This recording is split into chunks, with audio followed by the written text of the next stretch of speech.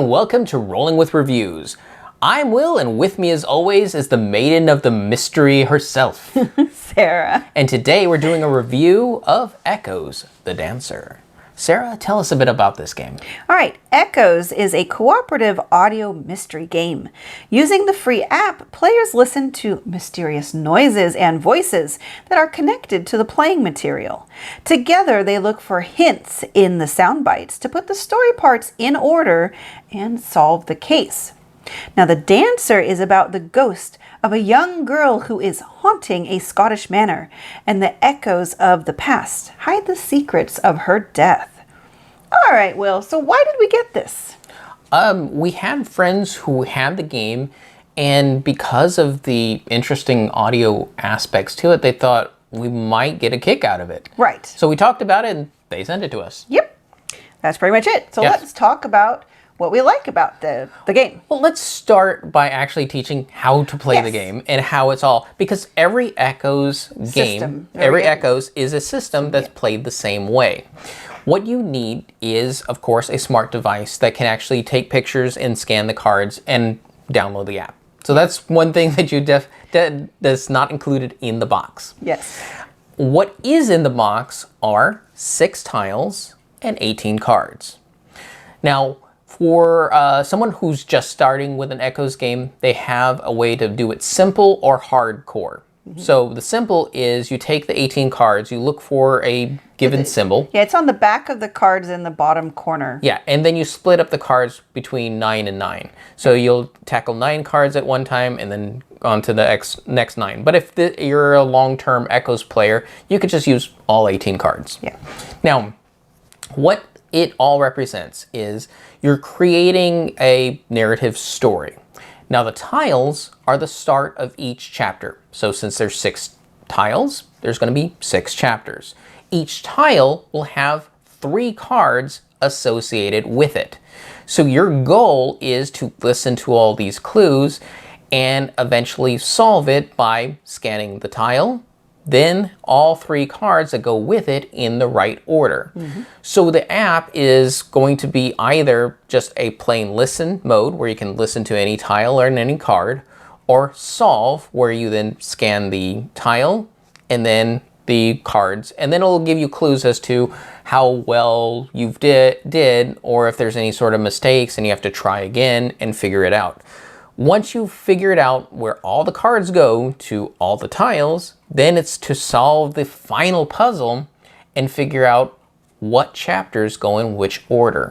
And that way you're scanning all the tiles. And once you do that, you can then listen to the complete story. And actually, one of the things we didn't realize until like the end is once you've completed a chapter, you can listen to the whole audio of that chapter. Right. Whether you want to is up to you. We didn't realize that till almost the end, so we just listened to the whole thing completed from beginning to end. I rather liked that because then it felt more cohesive. Yeah. But you could get it in smaller chunks, but you would, of course, get them out of order because if you solve chapter 3, you don't know it's chapter 3. Yeah. But you could listen to the whole audio part of this one chapter and then a different one, and it could be out of order. So it might be interesting. It might be confusing. I don't really know. There would be value in it because you could actually get contextual clues. That's true. As to where other things might fit, and it might make more sense to you if you even listen to the chapter. So you can do that. That's a good point. I wish we had known that. I guess I didn't see that in the app or whatever. In fact, the biggest challenge we had is remembering to switch from solve to the listen modes. Yeah, because we'd finish a chapter, I'd solve it, and then I'd start to go scan a new tile, and it would not do what it's supposed to do. And I'm like, oh, right, I have to switch back to listen mode. Yes. Yeah. Okay, so now that we've talked about how the ecosystem works, let's talk about what we like about it. And I just think, my first note here is the ecosystem because it's just a really neat system. Yeah, it's a very interesting puzzle. Yeah. And its approach is very, very different than anything else that's out there. Well, at least that we've played. We Yes. do not play most of these one and done games like the Exit games or Right. what do they call those? The Escape room type games. At most, we've played the adventure game series, which is still relatively one and done, but they're also different in their own thing. So as far as we know, we haven't come across anything else quite like this. Yeah, and since I'm legally blind, having a game that's focused on audio, actually, I think put me on par with what normally Sarah has the leg up on. Yeah. Is she can see all the clues. Well, now I can hear all the clues. Right. And so that's the interesting thing is people who are used to seeing something, this turns it all on the head. It's like, well, yeah, you do have a tile that has a picture on it. That's not going to give you a whole lot of information, just like the whatever ballet shoe, because this is the dancer, so there's a ballet shoe. But the audio that comes from that is really what you need to know for the context of the game. Yeah, I know the first time we scanned is like, how does it even work with a ballet shoe? Yeah, I was like, what is that sound? Yeah, it doesn't, what? But it all makes sense. It does now. Yes. Super thematic. I mean, this is one of those, and again, this comes back to, you've got to remember that this is a murder mystery. This is not for the faint of heart. I mean, it's not like gory or anything, but there's something a bit unnerving and slightly creepy about just hearing things. Yeah. I think it's the amount of attention you have to put in and how much ambiance it actually builds that you really get into the game. Yes. And therefore, since it is a mystery, that always has kind of a slight chilling aspect to it. Definitely. And I think this is a great experience that's just very low intensity. It doesn't take a lot of brain power. You have to pay attention. Right. You can't sleep through it. But this is a great activity to do at the end of a night or when you're just like, I want to do something, but I don't want to really have to think very hard, but I want to experience something. This is a really great for that, you know? Yeah. And otherwise, the production is just off the charts. Yeah, from voice acting to music to sound effects, it's all put together extremely well. Right. And you get a great narrative up front to set you in the mood. Everything you do in the game, they really put you as a player in the game space. Yeah. It's not you have a token and this represents you. No, you are a person that exists in the game. And that was also very neat and very immersive. Yes. So I think that covers what we like about it. And we're being very vague as to not give anything away about the dancer. Yeah, it's a one and done. So if you give anything away, you're like, well, I don't need to play that. But I think in essence, I know we need to play more Echoes games, but I think this is doing a good job of talking about the system itself. Yes. And so what we don't like about it is we're not huge fans of the one and done system. We have friends where we've been trading back and forth like this in the adventure games. Like if we get any more of these Echoes once we're done, we could send it to them. So it's not like it feels, well, I wouldn't say it feels like a waste. It's just not what we're used to. One of the things we value in our games is the replayability and the long-term value of games. Because we invest them as things that we can continuously come back to. And unfortunately, this is one that you just can't. Right. Now, we talked about a little bit in our Rolling with Two video in that for accessibility, you could be a, what's the word, moderator or a facilitator. Like a host. A host. Where if you've played it before, but you want to introduce it to a bunch of people who've never played it before, maybe you're the one who handles the device and that leaves everyone else to just do the thinking and the deciding. And so they hand you the cards and then you just do the thing. So you're facilitating everybody else discovering and enjoying the mystery. Yeah. And then you had mentioned this might be also good for like libraries. Yeah, so I know a lot of people, they'll volunteer and they'll help host and teach games at libraries. This is one that you can gather people around because you don't really need to stop even at the 6 player count. No.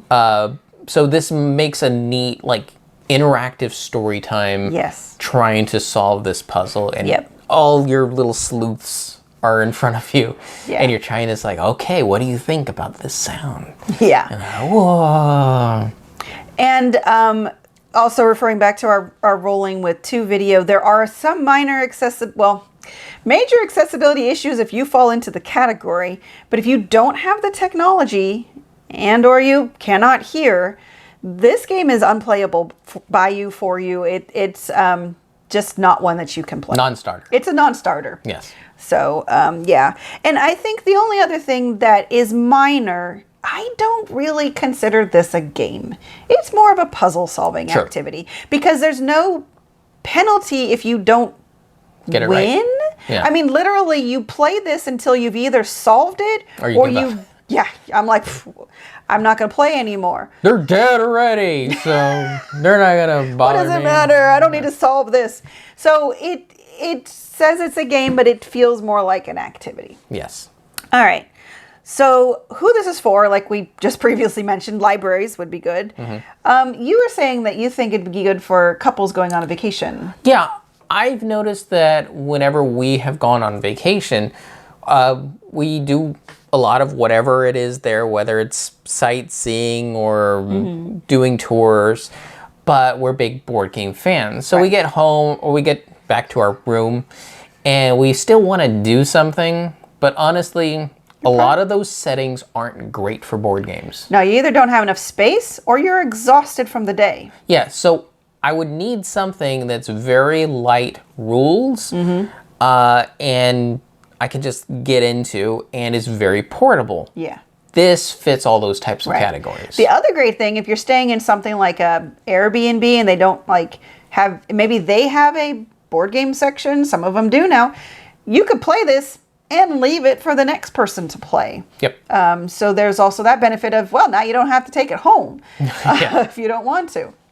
So I also think just in general, I think this is good for a casual audience or any hardcore audience, whatever.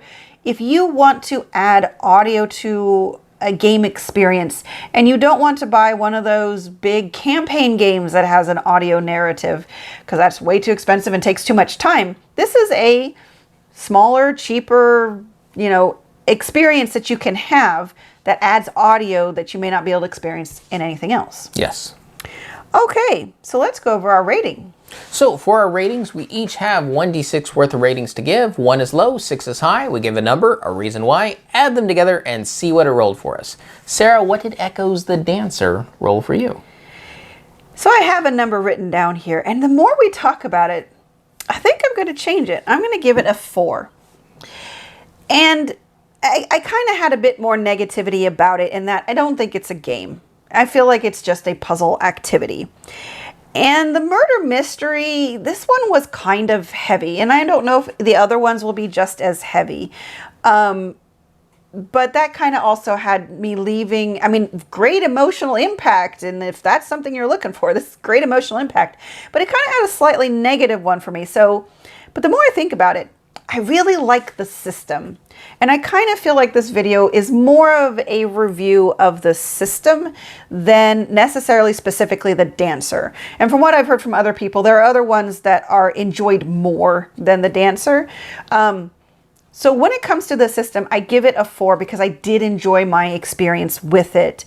Even though it is a one and done, and we're going to maybe play it with some other people to introduce it to them. But I'm kind of losing track of my thoughts. I enjoyed it, but it's probably not something I'm going to truly pursue, I guess, a lot. Okay. For me, I'm a little harsher. I give it a 3. And I absolutely love everything about this game. I love its execution, how it makes me feel, what I interact with. All that's great. What kills it for me is the one and done. Yeah. It's something that I want to explore more, but I know there's limitations to this game, and I just can't. So I have an absolute blast playing it.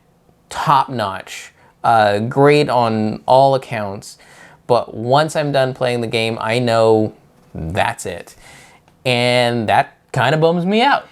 Yeah, I mean, that's basically where I was when I had written my notes, was a 3. And it's just like I said, the discussion we had, I was like, I still enjoyed it. Yes. But you're right, that one and done does kind of kill it from being any higher. Yes. So 7 out of 12, pretty good for what I'd call a disposable experience. Yes, agreed. I mean, people have paid more for less. So, I mean, I know some of those escape rooms are really expensive and you've got literally an hour to figure it out. Yeah. So, yeah. Yeah, this might be an alternative to that. Mm-hmm. Yes, that's not so stress-inducing. That's for sure. This is definitely, as much as the murder mystery, it's definitely a more relaxing time. Yes. All right, that will do it for us. And Sarah, now that we played this one, are we going to get more Echoes games? I'd kind of like to. I think I'll put it on Math Trades, and then Okay. I'll see if our friends, if they get any more, maybe we can trade with them with something else. Obviously, we got this from them. I don't think they want it back. Right. But there's one other, and I am totally blanking. I think it has something to do with a cocktail, and I am probably not remembering very well. But Crystal and, oh wow, brain is really not working. You're thinking Board Game Blitz, right? Board Game Blitz, the Board Game Blitz podcast, and I am profusely apologizing for not remembering the other co-host, Ambi. Oh my gosh. Wow, I can't believe it. Okay, so Crystal and Ambi talked about, I think it was Crystal mostly had played it. And she had played, no, maybe it was Ambi. I don't know, maybe it's both of them. My brain is not remembering. They talked about several of them that they've played, and I feel like might be one with the name Cocktail in it. I could be wrong. Was the one they liked. I remember you say Ambi said that this game made her cry. Yes, the dancer made her cry. Yeah. And I've seen other comments that the dancer was a bit more hard-hitting. Yeah. So maybe try one of the other ones first. If you want to try an Echoes, just the dancer one is going to be a bit on the heavier side. Yep. Okay. All right. And we've been Rolling with Reviews. And remember, if you have any questions, comments, or concerns, you can reach out to us on the various social media platforms at Rolling with 2. That's TWO. We are on Twitter, Facebook, and Instagram. And on YouTube, please like and subscribe. And if you have time, check out the other content Nanaman has found for you, because remember, he's rolling with you.